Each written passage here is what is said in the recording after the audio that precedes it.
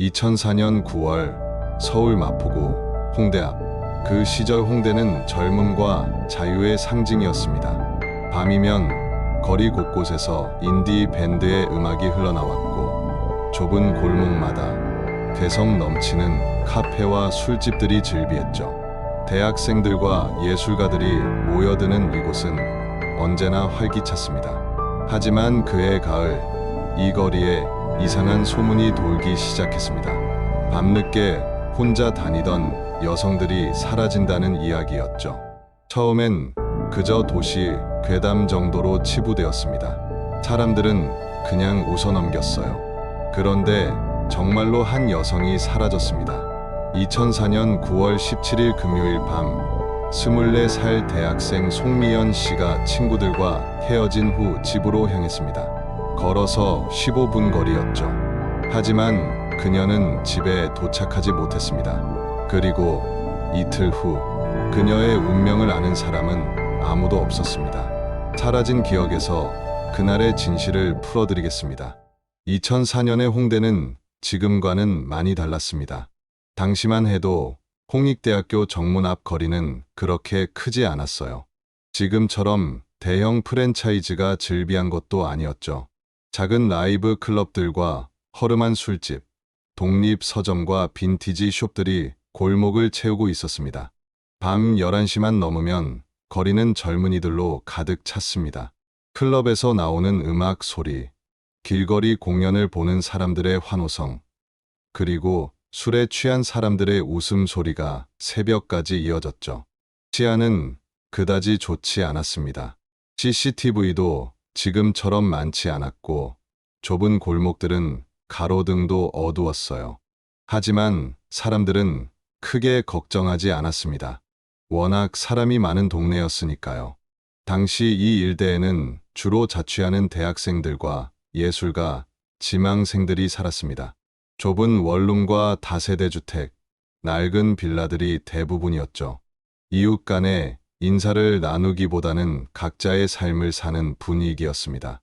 홍대 입 구역에서 걸어서 10분 거리에는 작은 주택가가 있었어요. 좁은 골목길이 미로처럼 얽혀 있었고 가로등은 듬성듬성 서 있었습니다. 밤이면 인적이 드물었죠. 바로 이곳에서 송미연 씨가 살고 있었습니다. 그녀는 평범한 대학생이었습니다. 매일 아침 학교에 가고 오후에는 아르바이트를 했으며 저녁에는 친구들과 시간을 보냈죠. 주말이면 작업실에서 그림을 그렸습니다. 사건이 일어나기 전까지는 평범한, 그저 조금 북적이는 대학가였을 뿐입니다. 하지만 이 거리에는 끔찍한 사건이 기다리고 있었습니다. 실종된 사람은 24살 송미연 씨였습니다. 미연 씨는 홍익대학교 회화과 4학년 학생이었어요. 경기도 안양에서 자란 그녀는 대학 입학과 함께 홍대 근처에서 자취를 시작했죠. 성실하고 조용한 성격이었습니다. 친구들은 그녀를 믿음직한 언니처럼 따랐어요. 그녀에게는 2살 어린 남동생이 있었습니다. 어머니 김정숙 씨는 안양에서 작은 분식집을 운영했고 아버지는 미연 씨가 중학생 때 돌아가셨습니다. 미연 씨는 매주 일요일마다 집에 다녀갔어요. 어머니를 도와 분식집 일을 거들었고 동생과 함께 저녁을 먹었죠. 가족을 무척 아끼는 딸이었습니다.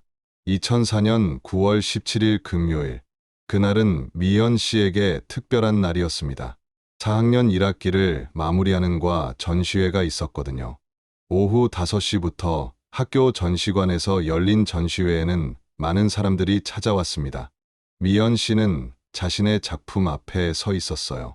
유화로 그린 풍경화였는데 한강의 석양을 담은 작품이었습니다. 붉은 노을이 강물에 비치는 모습이 인상적이었죠. 선배들과 후배들이 찾아와 축하했고 교수님도 칭찬을 아끼지 않았습니다. 미연 씨는 수줍게 웃으며 감사 인사를 했어요. 그날 그녀가 입었던 옷은 흰색 티셔츠에 청바지, 그리고 베이지색 가디건이었습니다. 머리는 긴 생머리를 뒤로 묶었고 검은색 크로스백을 메고 있었죠. 오후 9시, 전시회가 끝나고 미연 씨는 친구 3명과 함께 근처 술집으로 향했습니다. 홍대 정문에서 걸어서 5분 거리에 있는 작은 포장마차였죠. 4명의 친구들이 함께였습니다. 같은 과 동기인 박지은 씨, 1살 아래 후배인 이수진 씨와 최민지 씨였어요. 넷은 평소에도 자주 어울리는 사이였습니다. 포장마차에서 소주를 시켰습니다. 파전과 순대도 주문했고요. 4명은 오늘 전시회 이야기를 나눴습니다. 분위기는 좋았어요. 지은 씨가 미연 씨에게 물었습니다. 졸업 후에 뭘 할 거냐고요. 미연 씨는 아직 정하지 못했다고 대답했습니다. 취업을 할지, 대학원을 갈지 고민 중이라고 했죠. 수진 씨와 민지 씨는 내년 졸업 전시 이야기를 했습니다. 벌써부터 걱정이라며 미연 씨에게 조언을 구했어요. 미연 씨는 천천히 준비하면 된다고, 걱정하지 말라고 말했습니다. 시간이 흘렀습니다. 밤 11시가 넘어가면서 사람들이 하나둘 자리에서 일어났어요. 다들 내일 일정이 있었거든요. 밤 11시 40분. 미연 씨가 먼저 자리에서 일어났습니다. 내일 오전 9시부터 아르바이트가 있다며 먼저 들어가겠다고 했죠. 지은 씨가 같이 가자고 했습니다. 방향이 비슷하다면서요. 하지만 미연 씨는 괜찮다고 손을 흔들었습니다. 집이 가깝다고, 금방 도착한다고 말했어요. 수진 씨와 민지 씨도 걱정했습니다. 밤늦었으니 조심하라고 했죠. 미연 씨는 웃으며 걱정하지 말라고 했습니다. 조심히 들어갈게. 내일 전화할게. 이것이 친구들이 들은 마지막 말이었습니다. 미연 씨가 포장마차를 나선 시각은 정확히 밤 11시 45분경이었습니다. 그녀의 집은 홍대 입구역 근처 다세대 주택 2층이었어요. 걸어서 15분 정도 거리였죠. 평소 익숙한 길이었습니다. 날씨는 맑았습니다. 9월 중순이라 조금 쌀쌀했지만 걷기에는 괜찮은 날씨였어요. 거리에는 아직 사람들이 많았습니다. 미연 씨는 천천히 걸었을 것으로 보입니다. 밤 11시 50분경. 홍대 입구역 4번 출구 근처 편의점에 들렀습니다. 이것은 나중에 CCTV로 확인되었어요. 그녀는 생수 한 병을 사서 나왔습니다. 편의점을 나선 미연 씨의 얼굴에는 취한 기색이 거의 없어 보였습니다. 정상적으로 걷고 있었죠. 표정도 평온해 보였습니다. 그녀는 집 방향으로 걸어갔습니다. 여기서부터 그녀의 흔적이 끊깁니다. 다음 날인 9월 18일 토요일 오전 10시. 미연 씨는 오전 9시부터 홍대 입구역 근처 카페에서 아르바이트를 하기로 되어 있었습니다.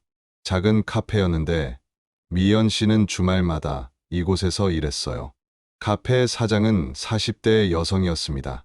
미연 씨를 무척 좋아했고 딸처럼 아꼈죠. 오전 9시가 되었지만 미연 씨는 나타나지 않았습니다. 평소 그녀는 시간을 잘 지키는 편이었어요. 한 번도 지각한 적이 없었습니다. 이상하다는 생각이 들었죠. 사장은 미연 씨에게 전화를 걸었습니다. 신호는 갔지만 받지 않았어요. 1번, 2번, 3번.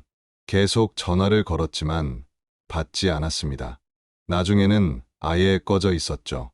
오전 10시가 넘었습니다. 사장은 걱정이 되기 시작했습니다. 혹시 아프거나 다친 건 아닐까 하는 생각이 들었어요. 오후 2시. 함께 술을 마셨던 친구 박지은 씨가 미연 씨 집을 찾아갔습니다. 카페 사장에게서 연락을 받았거든요. 지은 씨는 미연 씨 집 초인종을 눌렀습니다. 1번, 2번, 3번. 아무 반응이 없었어요. 이상했습니다. 혹시 깊이 자고 있나 싶어서 계속 눌렀지만 여전히 반응이 없었죠. 지은 씨는 집주인에게 연락했습니다. 집주인이 올라왔고 비상열쇠로 문을 열었습니다. 문이 열리자 방은 텅 비어 있었습니다. 침대는 깔끔하게 정리되어 있었고 어제 나갈 때 그대로였어요. 책상 위에는 교재들이 쌓여 있었고 화장대도 정돈되어 있었습니다. 가방도 지갑도 휴대전화도 모두 없었습니다. 하지만 화장대 위에는 그녀가 아끼던 목걸이와 반지가 놓여 있었죠. 평소 외출할 때 항상 하고 다니던 액세서리였는데 말이에요. 지은 씨의 얼굴이 창백해졌습니다. 미연 씨는 집에 들어오지 않은 것이 분명했습니다. 지은 씨는 급히 다른 친구들에게 연락했습니다. 수진 씨와 민지 씨도 놀라며 달려왔어요. 셋은 미연 씨가 어디 갔을지 생각해 봤습니다. 남자친구? 아니, 헤어진 지 몇 달 됐어요. 친한 선배? 연락해 봤지만 모른다고 했습니다. 다른 친구 집? 그럴 리 없었어요. 미연 씨는 약속 없이 남의 집에 가는 성격이 아니었으니까요. 오후 4시, 친구들은 미연 씨 어머니에게 연락했습니다. 어머니, 김정숙 씨는 안양에서 분식집을 운영하고 있었어요. 주말 점심시간이라 바쁜 시간이었는데 지은 씨의 전화를 받고 깜짝 놀랐습니다. 어머니는 즉시 분식집 문을 닫고 서울로 올라왔습니다. 동생도 함께 왔죠. 오후 6시 마포경찰서. 어머니와 친구들이 함께 경찰서를 찾았습니다. 실종 신고를 하러 온 거예요. 민원실 경찰관이 상황을 들었습니다. 24살 여성이 어젯밤부터 연락이 안 된다고요. 집에도 들어오지 않았다고요. 경찰관은 대수롭지 않다는 표정을 지었습니다. 성인이면 실종 신고가 쉽지 않다고 했어요. 24시간이 지나야 한다고 친구 집에 있을 수도 있지 않냐고 물었습니다. 어머니가 간절히 말했습니다. 우리 딸은 그런 애가 아니라고요. 항상 연락을 한다고요. 분명히 무슨 일이 생긴 거라고요. 하지만 경찰관의 태도는 변하지 않았습니다. 일단 신고는 접수하겠지만 좀 더 기다려보라고 했어요. 곧 나타날 거라고 걱정하지 말라고 말했습니다. 어머니는 절망스러웠습니다. 결국 신고만 접수한 채 경찰서를 나와야 했습니다. 그날 밤 친구들은 홍대 일대를 뒤지기 시작했습니다. 지은 씨, 수진 씨, 민지 씨가 나섰어요. 지은 씨의 남자친구 강민수 씨도 함께했습니다.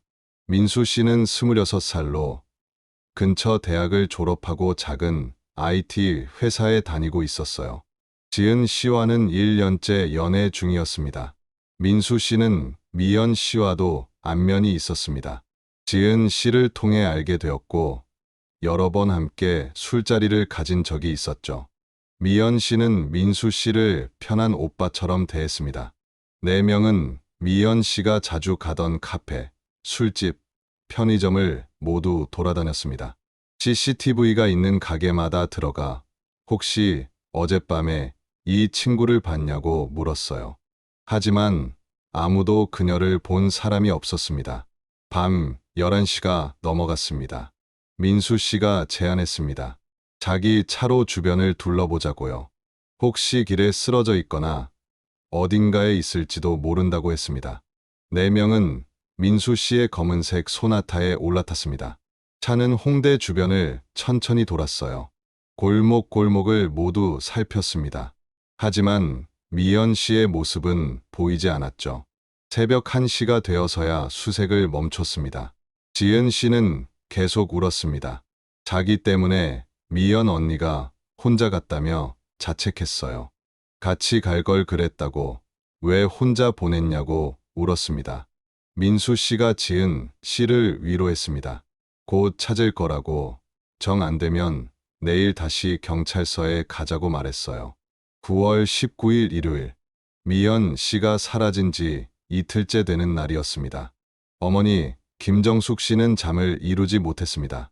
딸이 어디 있을까? 무슨 일이 생긴 건 아닐까? 온갖 생각이 머릿속을 스쳤어요. 오전 9시, 다시 경찰서를 찾았습니다. 이번에는 경찰도 조금 심각하게 받아들였습니다. 이틀째 연락이 안 된다는 것은 평범한 일이 아니었으니까요. 실종 신고가 정식으로 접수되었습니다. 경찰은 미연 씨의 사진을 받았고 인상착의를 기록했으며 마지막으로 목격된 장소를 확인했습니다. 그리고 본격적인 수색이 시작되었습니다. 경찰은 홍대 일대의 CCTV를 확인하기 시작했습니다. 9월 17일 밤 11시 45분, 포장마차를 나서는 미연 씨가 포착되었습니다. 밤 11시 50분, 홍대 입구역 4번 출구, 근처 편의점에 들어가는 모습도 확인되었어요. 밤 11시 53분, 편의점을 나서는 미연 씨. 손에 생수병을 들고 있었습니다. 표정은 평온해 보였어요. 그녀는 집 방향으로 걸어갔습니다. 하지만 여기서부터 흔적이 끊깁니다. 집까지 가는 길목에 있는 다른 CCTV에는 그녀가 찍히지 않았어요. 분명히 그 길로 가야 했는데 말이죠. 경찰은 두 가지 가능성을 생각했습니다. 하나는 미연 씨가 중간에 다른 길로 갔을 가능성. 다른 하나는 누군가와 함께 어딘가로 갔을 가능성. 주변 상가와 건물의 CCTV를 더 확인했습니다. 그리고 중요한 영상 하나를 발견했습니다. 밤 11시 55분경. 홍대 입구역 5번 출구 근처 한 건물의 주차장 CCTV였습니다. 화면에는 길가에 서 있는 여성이 보였어요. 흰색 티셔츠에 청바지, 베이지색 가디건을 입고 있었습니다. 미연 씨였습니다. 그녀는 길 한가운데 서서 두리번거리고 있었어요. 마치 길을 잃은 것처럼 보였습니다. 그리고 잠시 후 검은색 승용차 한 대가 그녀 옆에 섰습니다. 차종은 소나타로 보였습니다. 번호판은 CCTV 화질이 좋지 않아 정확히 보이지 않았어요. 운전석 창문이 내려갔습니다. 운전자가 미연 씨에게 무언가 말을 거는 것 같았어요. 미연 씨는 고개를 숙여 차 안을 들여다봤습니다. 잠시 망설이는 듯한 모습이었습니다. 그리고 조수석 문을 열고 차에 탔습니다. 차는 곧바로 출발했습니다. 시각은 밤 11시 57분. 이것이 미연 씨의 마지막 모습이었습니다. 경찰은 즉시 수사 방향을 바꿨습니다.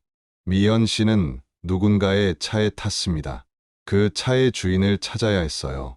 문제는 차량 번호판이 정확히 보이지 않는다는 것이었습니다. CCTV 화질이 좋지 않았고 각도도 좋지 않았죠. 경찰은 영상을 확대하고 분석했습니다.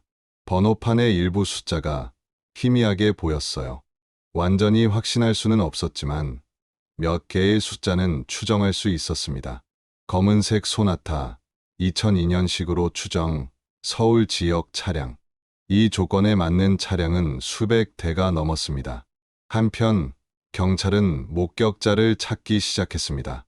혹시 그날 밤 그 시각에 그 장소 근처에 있던 사람이 있는지, 그 검은색 차를 본 사람이 있는지 찾아 나섰어요. 9월 21일 화요일, 한 목격자가 나타났습니다. 홍대 근처에서 술집을 운영하는 50대 남성이었어요. 그는 9월 17일 밤 12시경 가게 문을 닫고 나오다가 이상한 장면을 목격했다고 했습니다. 길 건너편에 여자가 혼자 서 있었다고 했어요. 젊어 보였고 두리번거리는 모습이 마치 길을 잃은 것 같았다고 합니다. 그때 검은색 승용차가 그 여자 옆에 섰다고 했어요. 차에서 누가 내렸나요? 경찰이 물었습니다. 아니, 내리지 않았습니다. 창문만 열렸어요. 운전자는 봤나요? 잘 안 보였습니다. 남자 같았는데 거리가 좀 멀어서요. 그 다음은요? 여자가 차에 탔습니다. 조수석에요. 그리고 차가 출발했어요. 여자가 억지로 끌려간 것 같았나요? 아니요. 그런 것 같지는 않았어요. 스스로 탄 것처럼 보였습니다. 목격자의 증언은 CCTV 영상과 일치했습니다. 미연 씨는 억지로 끌려간 것이 아니라 스스로 차에 탔던 것으로 보였습니다. 이것은 중요한 단서였습니다. 미연 씨가 아는 사람의 차를 탔을 가능성이 높았어요. 경찰은 미연 씨의 주변 인물들을 조사하기 시작했습니다. 경찰이 가장 먼저 주목한 사람은 미연 씨의 전 남자친구였습니다. 이름은 정우진, 26살이었어요. 우진 씨는 미연 씨와 같은 학교 선배였습니다. 디자인학과 4학년이었죠. 둘은 2년 전 동아리에서 만나 연애를 시작했습니다. 하지만 석 개월 전인 6월에 헤어졌어요. 헤어진 이유는 우진 씨의 집착 때문이었다고 합니다. 친구들의 말에 따르면 우진 씨는 미연 씨에게 과도하게 집착했어요. 하루에도 몇십 통씩 전화와 문자를 보냈고 누구랑 있는지, 지금 어디인지 계속 물었다고 합니다. 미연 씨는 처음에는 참았지만 결국 견디지 못하고 헤어지자고 했죠. 우진 씨는 받아들이지 못했습니다. 헤어진 후에도 계속 연락했어요. 학교에서 기다리기도 했고 집 앞에 나타나기도 했습니다. 미연 씨는 친구들에게 고민을 털어놓았습니다. 우진 오빠 때문에 힘들다고 제발 좀 그만 연락하라고 했는데도 계속 연락한다고 말했어요. 9월 17일 금요일 전시회 당일 우진 씨가 전시장에 나타났습니다. 오후 6시경 전시장 입구에서 미연 씨를 기다리고 있었어요. 미연 씨는 우진 씨를 보고 당황했습니다. 왜 왔냐고 물었죠. 우진 씨는 전시 축하하러 왔다고 말했습니다. 그리고 잠깐 얘기 좀 하자고 했어요. 미연 씨는 거절했습니다. 지금 바쁘다고 다음에 얘기하자고 말했죠. 우진 씨는 화를 냈습니다. 왜 이렇게 차갑게 구냐고 예전엔 그러지 않았잖냐고 말했어요. 주변 사람들이 쳐다봤습니다. 미연 씨는 난처했습니다.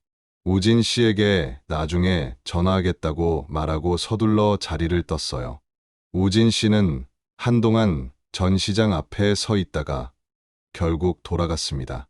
이 장면은 여러 사람들이 목격했습니다. 경찰은 우진 씨를 용의자 선상에 올렸습니다. 9월 22일 수요일 우진 씨가 경찰서로 소환되었습니다. 우진 씨는 차분하게 조사에 응했습니다. 9월 17일 밤에 어디 있었냐는 질문에 집에 있었다고 대답했어요. 혼자 있었냐고 물으니 그렇다고 했습니다. 누가 증명할 수 있냐고 물으니 없다고 했어요. 혼자 살기 때문이라고 말했습니다. 검은색 차를 가지고 있냐고 물으니 아니라고 했습니다. 자기는 차가 없다고 면허는 있지만 차를 살 돈이 없다고 말했어요. 경찰이 확인한 결과 우진 씨 명의의 차량은 등록되어 있지 않았습니다. 미연 씨와 연락한 적 있냐고 물으니 전시회 당일 전시장에 갔었다고 인정했습니다. 하지만 그 후로는 연락하지 않았다고 말했어요. 휴대전화 통화 기록을 확인해 봤습니다. 9월 17일 저녁 6시경 미연 씨에게 전화를 건 기록이 있었어요. 하지만 그 후로는 없었습니다. 우진 씨의 집을 수색했습니다.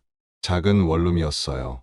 방 안은 어지럽게 널려 있었지만 특이한 점은 없었습니다. 컴퓨터를 압수해서 확인했지만 특별한 내용은 나오지 않았어요. 경찰은 우진 씨에 대한 감시를 계속했지만 결정적인 증거를 찾지 못했습니다.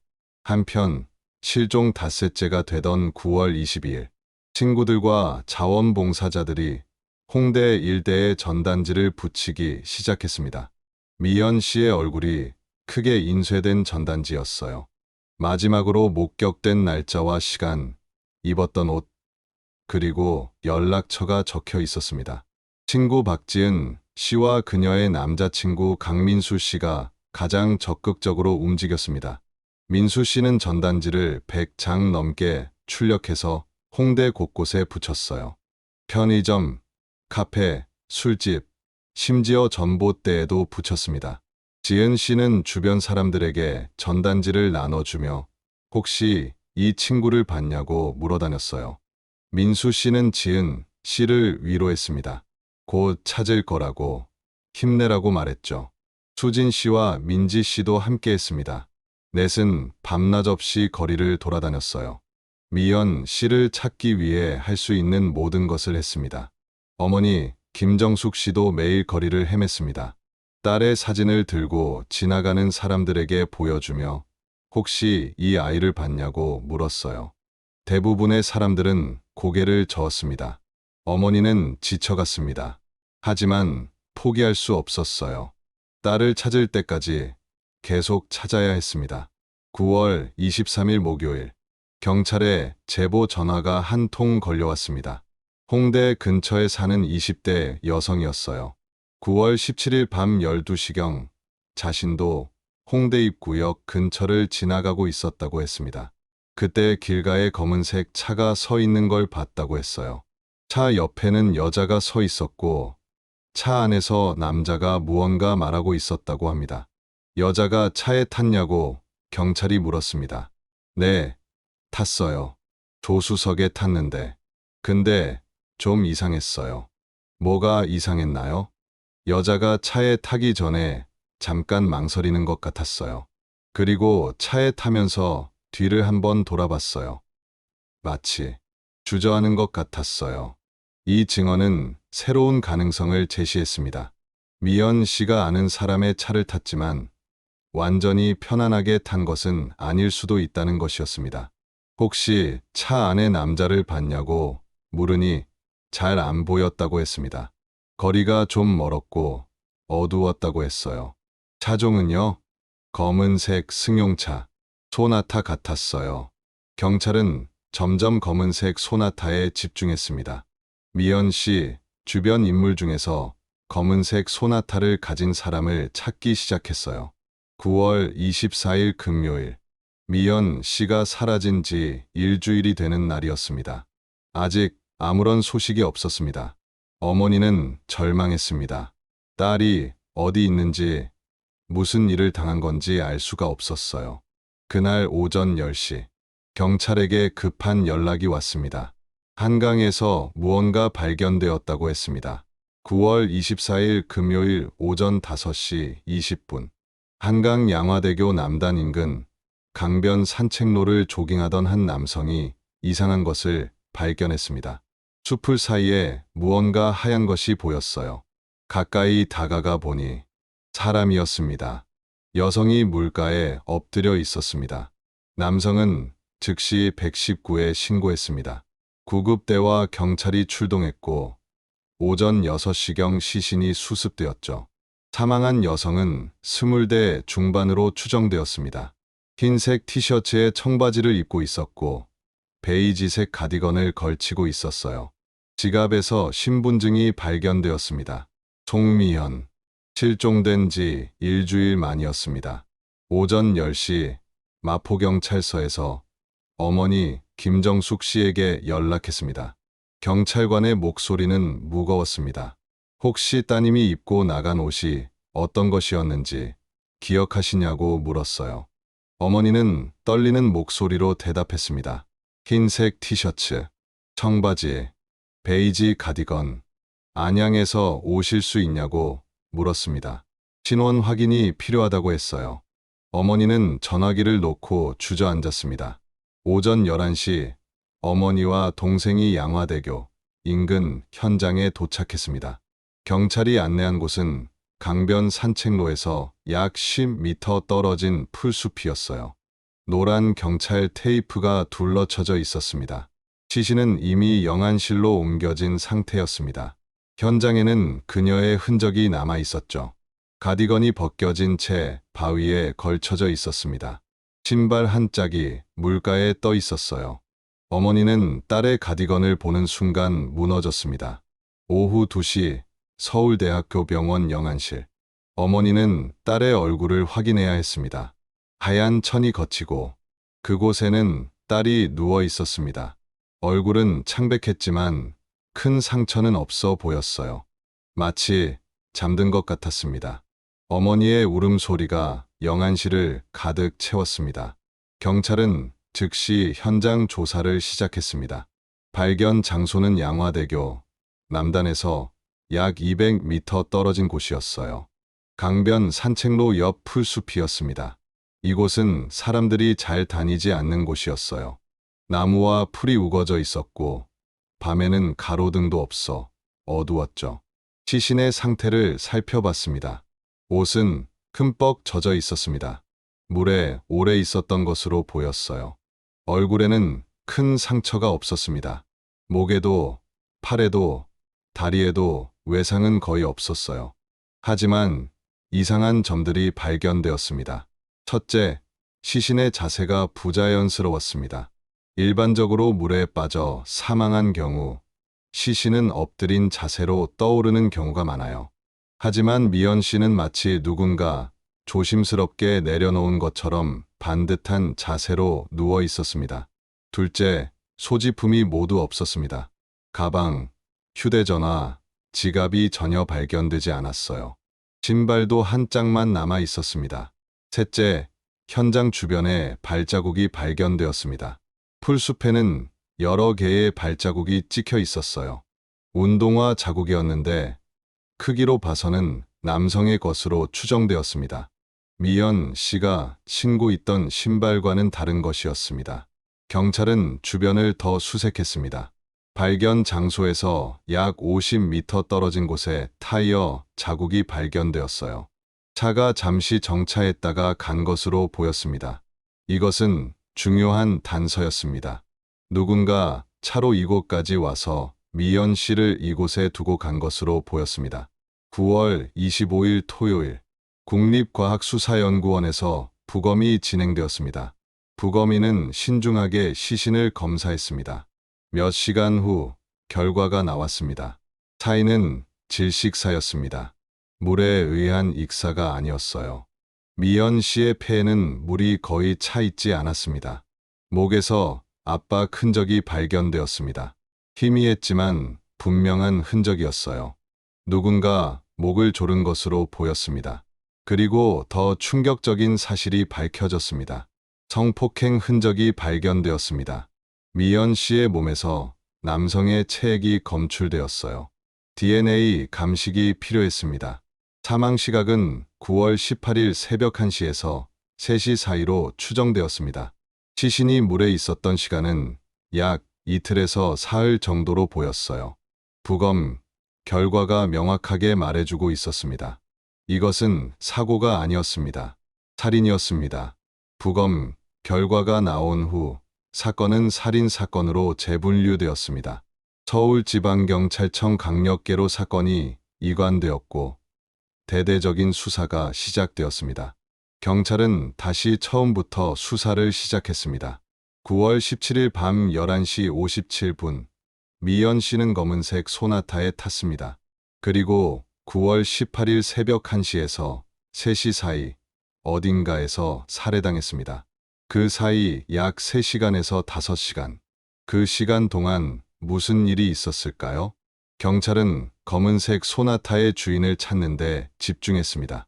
미연 씨, 주변 인물들의 차량을 모두 확인했어요. 전 남자친구 정우진은 차가 없었습니다. 친구들도 대부분 차가 없었어요. 그런데 한 사람이 눈에 띄었습니다. 친구 박지은 씨의 남자친구 강민수. 민수 씨는 검은색 소나타를 가지고 있었습니다. 2002 연식 소나타였어요. 경찰은 민수 씨에게 주목했습니다. 9월 27일 월요일, 민수 씨가 경찰서로 소환되었습니다. 민수 씨는 차분하게 경찰서에 나타났습니다. 조사실에서 경찰이 물었습니다. 9월 17일 밤에 어디 있었냐고요. 민수 씨는 집에 있었다고 대답했습니다. 혼자 있었냐고 물으니 아니라고 했어요. 여자친구 지은 씨와 함께 있었다고 말했습니다. 지은 씨가 자기 집에 놀러 왔었다고 밤 10시쯤 헤어졌다고 했어요. 그 후에는요? 집에서 쉬었습니다. TV 보다가 자리 들었어요. 검은색 소나타를 가지고 있다면서요? 네, 제 차예요. 9월 17일 밤에 차를 운전했나요? 아니요. 차는 집 주차장에 있었어요. 누가 증명할 수 있나요? 주차장 CCTV가 있을 겁니다. 경찰은 민수 씨가 사는 아파트 주차장 CCTV를 확인했습니다. 9월 17일 밤 10시 40분경 민수 씨의 차가 주차장에 들어오는 모습이 포착되었습니다. 그리고 다음 날인 9월 18일 오전 9시까지 차는 움직이지 않았어요. 경찰은 민수 씨를 의심할 근거를 찾지 못했습니다. 여자친구 지은 씨에게도 확인했습니다. 지은 씨는 9월 17일 밤 민수 오빠 집에 있었다고 확인해줬어요. 밤 10시쯤 헤어졌다고 말했습니다. 하지만 경찰은 완전히 의심을 풀지 않았습니다. 민수 씨의 차를 정밀 검사하기로 했어요. 9월 28일 화요일, 민수 씨의 차가 압수되었습니다. 국립과학수사연구원으로 보내져 정밀 검사가 진행되었어요. 차 안에서 혈흔이나 머리카락, 섬유, 지문 등을 찾아냈습니다. 며칠 후 결과가 나왔습니다. 조수석에서 미연 씨의 머리카락이 발견되었습니다. 경찰은 긴장했습니다. 하지만 민수 씨는 침착하게 설명했습니다. 미연 씨는 예전에도 자기 차를 몇 번 탄 적이 있다고 했어요. 지은 씨와 미연 씨, 그리고 자신이 함께 놀러 간 적이 여러 번 있었다고 말했습니다. 지은 씨에게 확인하니 사실이었습니다. 올해 여름에도 셋이 함께 강원도로 여행을 갔었다고 했어요. 그때 민수 오빠 차를 탔다고 말했습니다. 경찰은 다시 막혔습니다. 머리카락만으로는 증거가 되지 못했어요. DNA 검사 결과를 기다려야 했습니다. 미연 씨의 몸에서 발견된 남성의 체액, 그 DNA와 일치하는 사람을 찾아야 했습니다. 하지만 DNA 검사는 시간이 걸렸습니다. 당시 기술로는 몇 주에서 몇 달이 걸릴 수도 있었어요. 경찰은 다른 용의자도 계속 추적했습니다. 전 남자친구 정우진 씨도 여전히 용의선상에 있었습니다. 우진 씨의 알리바이는 불완전했어요. 9월 17일 밤에 혼자 집에 있었다고 했지만 증명할 사람이 없었습니다. 경찰은 우진 씨에게도 DNA 검사를 요청했습니다. 우진 씨는 순순히 응했어요. 시간이 흘렀습니다. 10월 중순이 되었습니다. 미연 씨가 사라진 지 한 달이 지났습니다. 어머니 김정숙 씨는 매일 영안 씨를 찾았습니다. 딸의 장례를 치르지 못하고 있었어요. 범인이 잡힐 때까지 기다리기로 했습니다. 친구들도 여전히 범인을 찾기 위해 노력했습니다. 특히 박지은 씨와 강민수 씨는 경찰 수사에 적극 협조했어요. 민수 씨는 자신이 용의자로 의심받았지만 이해한다고 말했습니다. 경찰이 할 일을 하는 거라고, 자신은 결백하니까 걱정하지 말라고 지은 씨를 위로했어요. 지은 씨는 미연 언니를 잃은 슬픔과 남자친구가 의심받는 상황 사이에서 힘들어했습니다. 민수 씨는 지은 씨를 다독였습니다. 곧 진짜 범인이 잡힐 거라고, 미연 씨도 그걸 바랄 거라고 말했어요. 10월 말 DNA 검사 결과가 나왔습니다. 경찰이 긴급 회의를 열었습니다. 결과는 충격적이었습니다. 미연 씨의 몸에서 발견된 남성의 DNA. 그것은 정우진의 것이 아니었습니다. 그리고 강민수의 것과 일치했습니다. 경찰은 믿을 수 없었습니다. 강민수, 피해자의 친한 친구의 남자친구, 실종 당시 가장 적극적으로 수색에 참여했던 사람, 유가족을 위로하고 전단지를 붙이고 밤새 거리를 돌아다니며 미연 씨를 찾았던 바로 그 사람. 그가 범인이었습니다. 10월 30일 금요일 오전 6시 강민수가 긴급 체포되었습니다. 새벽 잠에서 깬 민수 씨는 자신의 집 앞에 경찰들이 서 있는 것을 보고 놀랐습니다. 강민수 씨, 송미연 씨 살인 혐의로 체포합니다. 민수 씨는 고개를 저었습니다. 무슨 말씀이세요? 저는 미연 씨를 찾으려고 했던 사람이에요. DNA 검사 결과가 나왔습니다. 당신이 범인입니다. 민수 씨의 얼굴이 창백해졌습니다. 경찰서 조사실. 민수 씨는 완강히 부인했습니다. 자신은 미연 씨를 죽이지 않았다고, 그럴 이유가 없다고 말했어요. DNA는 왜 일치하냐고 경찰이 물었습니다. 민수 씨는 아무 대답도 하지 못했습니다. 경찰은 민수 씨의 집을 수색했습니다. 컴퓨터를 압수했고 휴대전화 통화 기록을 확인했으며 옷가지들을 가져갔습니다. 그리고 결정적인 증거가 발견되었습니다. 민수 씨의 집 서랍 깊숙한 곳에서 작은 상자가 나왔어요. 상자 안에는 사진들이 들어 있었습니다. 미연 씨의 사진이었습니다. 미연 씨가 학교에서 걷고 있는 모습, 카페에서 커피를 마시는 모습, 친구들과 웃고 있는 모습. 수십 장의 사진이 있었어요. 모두 몰래 찍은 사진들이었습니다. 미연 씨는 자신이 찍히고 있다는 것을 전혀 몰랐을 것입니다. 사진 뒷면에는 날짜가 적혀 있었어요. 가장 오래된 사진은 2003년 10월로 거슬러 올라갔습니다. 1년 전부터 민수 씨는 미연 씨를 몰래 지켜보고 있었던 것입니다. 경찰은 민수 씨를 다시 신문했습니다. 이 사진들은 뭐냐고 물었어요. 민수 씨는 더 이상 부인할 수 없었습니다. 오랜 침묵 끝에 입을 열었습니다. 강민수의 진술.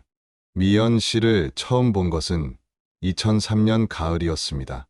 지은 씨를 만나러 학교에 갔다가 우연히 미연 씨를 봤어요. 지은 씨의 친구였죠. 첫눈에 끌렸습니다. 미연 씨는 조용하고 차분한 성격이었어요.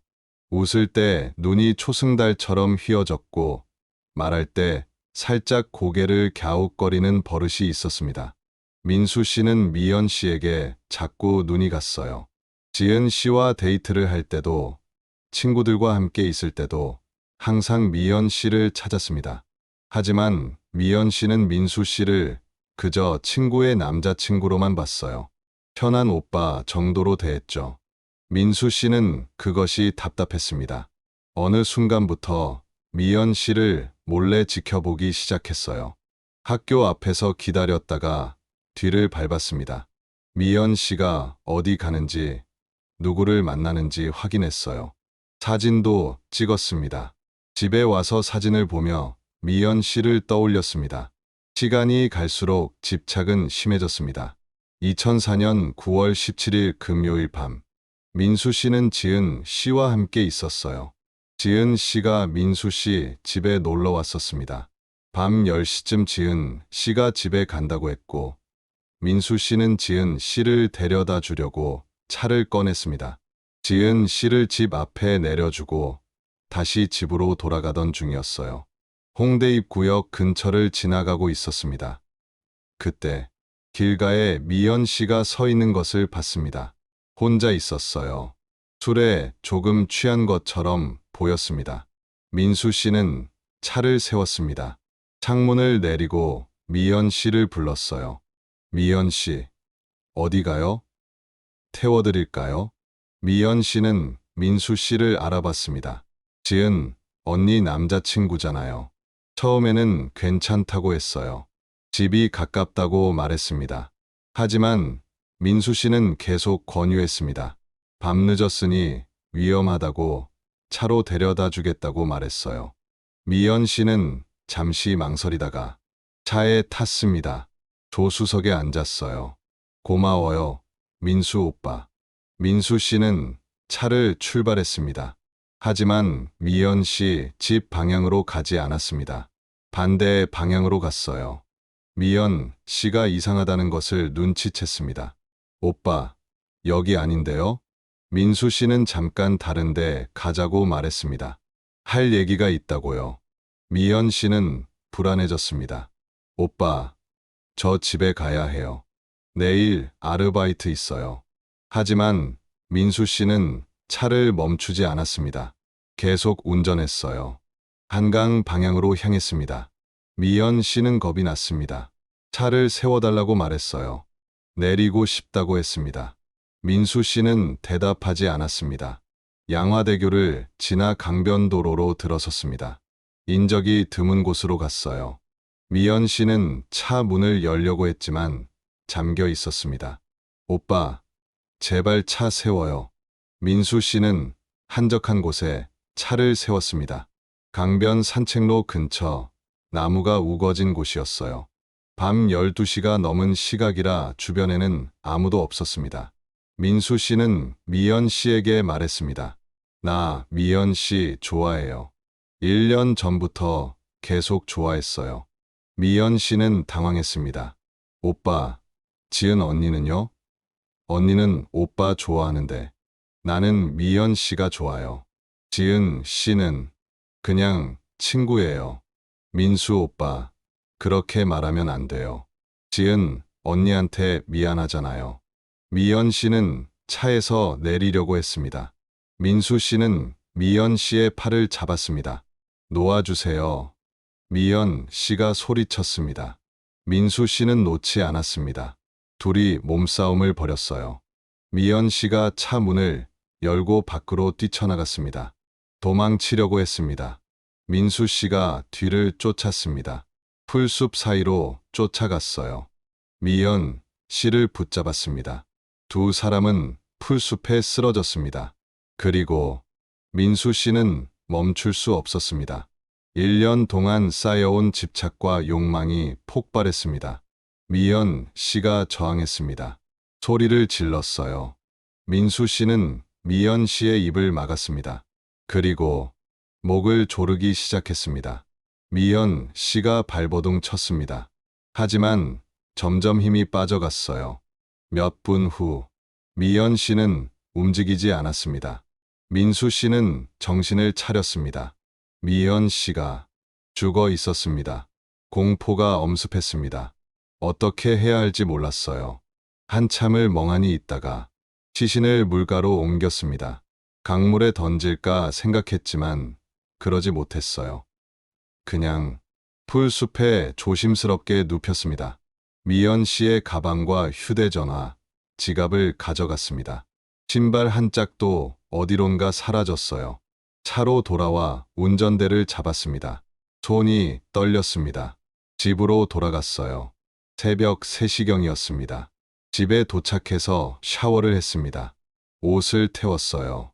미연 씨의 가방과 휴대전화, 지갑도 모두 버렸습니다. 다음 날 아침, 지은 씨에게서 전화가 왔습니다. 미연 언니가 실종됐다고요. 민수 씨는 놀란 척했습니다. 그리고 가장 적극적으로 수색에 참여했습니다. 죄책감 때문이었을까요? 아니면 의심을 피하기 위해서였을까요? 민수 씨는 대답하지 않았습니다. 강민수의 진술은 충격이었습니다. 가장 믿었던 사람이 범인이었다는 사실. 친구 박지은 씨는 정신적 충격으로 쓰러졌습니다. 자신이 민수 오빠를 미연 언니에게 소개해줬다는 것. 자신 때문에 미연 언니가 민수 오빠를 믿고 차에 탔다는 것. 그 죄책감이 너무 컸습니다. 지은 씨는 며칠 동안 아무것도 먹지 못했어요. 계속 울기만 했습니다. 어머니 김정숙 씨는 분노했습니다. 어떻게 그럴 수 있냐고, 어떻게 가족들 앞에서 위로하는 척할 수 있었냐고 소리쳤어요. 민수 씨는 고개를 숙인 채 아무 말도 하지 못했습니다. 2005년 3월, 강민수의 재판이 시작되었습니다. 검찰은 살인, 성폭행, 사체 유기 혐의로 기소했습니다. 민수 씨는 모든 혐의를 인정했어요. 변호인은 우발적 범행이었다고 주장했습니다. 계획적이지 않았고 순간적인 실수였다고 말했어요. 하지만 검찰은 반박했습니다. 1년 동안 피해자를 스토킹했고 사진까지 찍으며 집착했다는 것은 계획적 범행의 가능성을 보여준다고 주장했습니다. 재판은 몇 달간 이어졌습니다. 2005년 8월 1심 판결이 나왔습니다. 징역 25년. 민수 씨는 항소하지 않았습니다. 판결을 받아들였어요. 2심도 같은 판결이 나왔고 그대로 확정되었습니다. 강민수는 현재 수감 중입니다. 사건이 종결된 후에도 많은 것들이 남았습니다. 어머니 김정숙 씨는 안양의 분식집을 정리했습니다. 더 이상 일할 수가 없었어요. 매일 딸의 사진을 보며 울었습니다. 동생은 대학을 휴학했습니다. 공부에 집중할 수가 없었어요. 박지은 씨는 학교를 그만뒀습니다. 정신과 치료를 받기 시작했어요. 죄책감과 트라우마 때문이었습니다. 자신이 민수 오빠를 미연 언니에게 소개해줬다는 것. 그날 밤 같이 집에 가자고 더 강하게 말하지 못한 것. 모든 것이 자신의 잘못처럼 느껴졌습니다. 물론 그것은 지은 씨의 잘못이 아니었습니다. 범인은 강민수였습니다. 하지만 지은 씨는 스스로를 용서하지 못했습니다. 수진 씨와 민지 씨도 힘들어했습니다. 셋은 더 이상 연락하지 않았어요. 서로를 보면 그날의 기억이 떠올랐기 때문입니다. 전 남자친구 정우진 씨도 충격을 받았습니다. 자신이 용의자로 의심받았던 것, 그리고 진짜 범인이 따로 있었다는 것. 우진 씨는 학교를 졸업하고 지방으로 내려갔습니다. 홍대는 변했습니다.